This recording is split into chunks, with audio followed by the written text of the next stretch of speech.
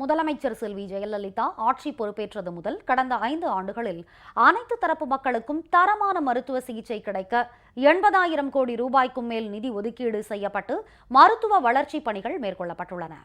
மக்கள் நலன் ஒன்றையே தனது குறிக்கோளாக கொண்டு செயல்பட்டு வரும் முதலமைச்சர் செல்வி ஜெயலலிதா கடந்த 2011ஆம் ஆண்டு ஆட்சி பொறுப்பேற்றது முதல் தமிழகம் பல்வேறு துறைகளில் முன்னோடி மாநிலமாக திகழ்ந்து வருகிறது.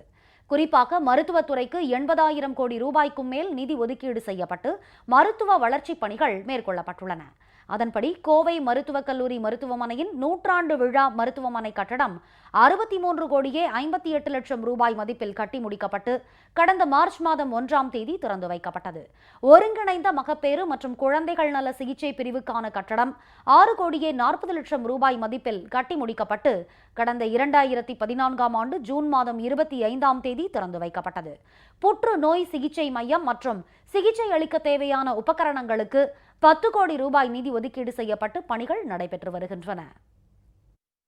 ஒருங்கிணைந்த குழந்தைகள் மற்றும் மகப்பேறு சிகிச்சை மையம் 6.4 கோடியிலும், நவீன செவிலியர்கள் தங்கும் விடுதி 3.25 கோடியிலும், ஆக மொத்தம் 83.63 கோடியில் உள்ள புதிய கட்டடங்கள் வந்துள்ளன.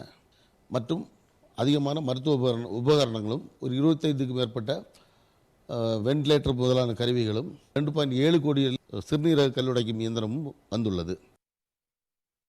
கோவை மருத்துவக் கல்லூரியில் ஆண்கள் மாணவர் விடுதி 5 கோடி ரூபாய் மதிப்பில் கட்டி முடிக்கப்பட்டுள்ளது.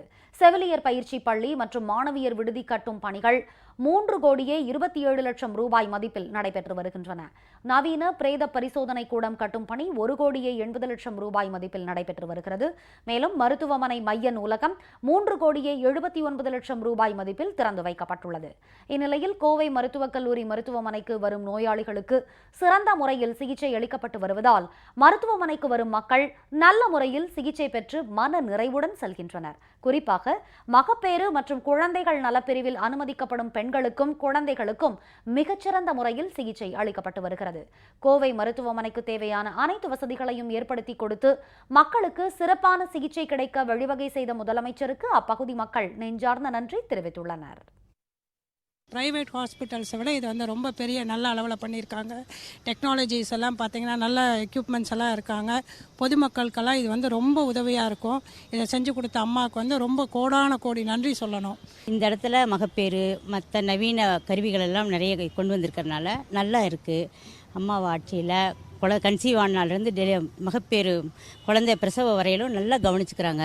அதனால் எங்களை மாதிரி இருக்கிறவங்களுக்கெல்லாம் ரொம்ப வசதியாக இருக்குது. அதுக்கு அம்மா ஆட்சிக்கு எங்களுக்கு ரொம்ப நன்றிங்க. மருத்துவக் கல்லூரி ஹாஸ்பிட்டலில் சுத்தமாகவும் சுகாதாரமும் பார்க்குறதுக்கு அழகாகவும் பிரமிப்பாக இருக்குது. இது அம்மா ஆட்சி காலத்தில் நடந்தது. அது ஒரு பெரிய சாதனையாக நான் நினைக்கிறேன். ஏன்னா இது தனியார் துறை ஹாஸ்பிட்டல்களுக்கு தகுந்தபடி ஈக்குவலாக பண்ணியிருக்கிறாங்க. அதை நம்ம பாராட்டியே தீரணும். அதனால் இந்த ஆட்சிக்கு நம்ம நன்றி சொல்லுவோம். எங்கள் அப்பாவுக்கு ஹார்ட் அட்டாக் போது இங்கே ஜிஹெச்சில் தான் அட்மிட் பண்ணியிருந்தோம். நாங்கள் ப்ரைவேட் ஹாஸ்பிட்டலில் போயிருந்தோம்னா எங்களுக்கு ஏகப்பட்ட லட்சங்கள் செலவாயிருக்கும். அம்மாவோட காப்பீடு திட்டம் இருந்தனால எங்களுக்கு இது கொஞ்சம் ஃப்ரீயாகவே பண்ண மாதிரி ஆகிப்போச்சு.